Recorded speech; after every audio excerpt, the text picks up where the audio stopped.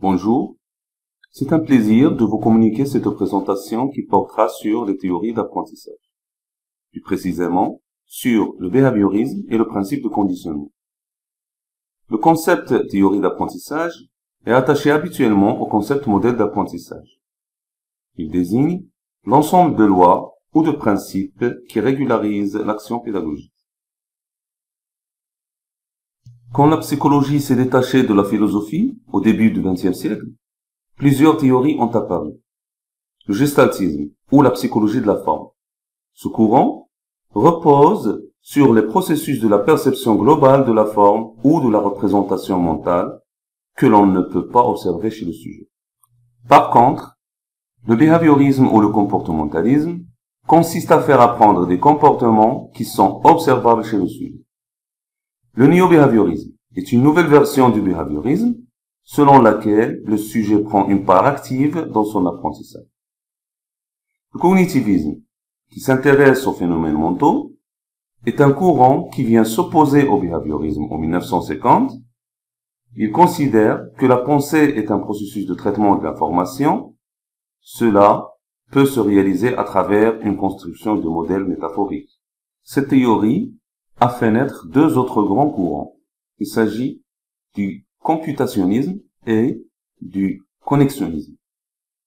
Le computationnisme s'intéresse à la manière par laquelle s'effectueront les calculs portant sur des représentations au niveau du cerveau. Le connexionnisme est le courant qui rivalise avec le cognitivisme. Il promeut la production d'une interaction cognitive avec l'environnement. Le constructivisme est un modèle émané du cognitivisme. Il considère que l'apprentissage est la mobilisation de connaissances acquises dans le but de résoudre un conflit de l'ordre cognitif ou socio-cognitif. Pour plus d'explications, le conflit cognitif marque la relation entre l'apprenant avec son environnement, et le conflit socio-cognitif marque la différence des points de vue. La pédagogie de la maîtrise. La pédagogie de la maîtrise succède au néo-behaviorisme et au cognitivisme. Elle consiste à ajouter d'autres facteurs externes permettant de renforcer l'apprentissage. Le socio-constructivisme suppose aussi que l'apprentissage se base sur la construction du savoir. Néanmoins, cette construction s'effectue dans un cadre social. Le néo-cognitivisme, il consiste à animer, guider et soutenir les équipes d'apprenants dans leur découverte. Il s'agit, pour Vygotsky, dans sa réflexion sur la zone proximale de développement, d'étudier la différence entre l'apprentissage individuel et l'apprentissage social. Allons découvrir la différence entre le gestaltisme et le behaviorisme. Le gestaltisme considère que l'apprentissage est inné.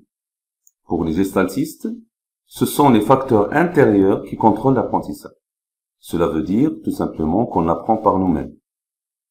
Le behaviorisme considère que l'apprentissage est acquis. Pour les behavioristes, l'apprentissage vient des facteurs extérieurs. Ils le considèrent comme une action de faire apprendre des comportements.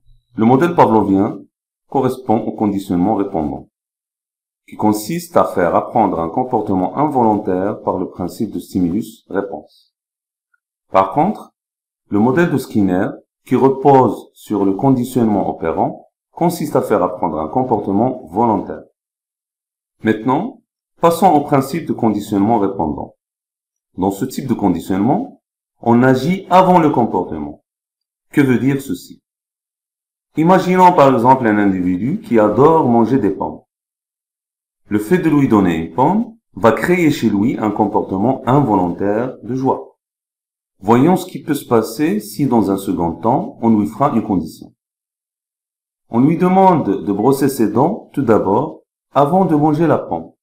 Donc, nous avons associé la brosse à dents à la pomme. Du point de vue pédagogique, la pomme est un stimulus inconditionnel. Le comportement de l'individu est une réponse inconditionnée. La brosse à dents constitue, dans ce cas, un stimulus neutre. À force de répéter ce conditionnement jour après jour, cet individu montrera un comportement de joie une fois on lui demandera de brosser ses dents. Donc, la brosse à dents, cette fois-ci, se transformera en un stimulus conditionnel. Et la réponse de l'individu deviendra dans ce cas une réponse conditionnelle. Dans le conditionnement opérant, le principe est un peu différent de celui du conditionnement répondant. Il s'agit d'intervenir après le comportement. Donc, il faut tout d'abord laisser le sujet produire des comportements d'une manière volontaire et aléatoire, et à un moment donné, un comportement parmi les autres va déclencher le stimulus. Cette action se réalise à l'aide des variables de contrôle. Quelles sont ces variables de contrôle? Dans une situation de conditionnement opérant, soit on parle de renforcement lorsqu'il s'agit de favoriser ou d'encourager un comportement, ou on parle de punition pour faire éviter un comportement ou le défavoriser. Dans ce cas-là, 4 variables sont possibles.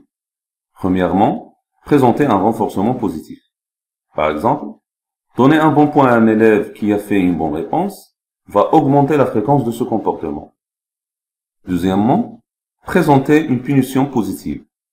Par exemple, donner une mauvaise note à celui qui a mal répondu va le conduire à éviter ce comportement. Troisièmement, retirer un renforcement négatif.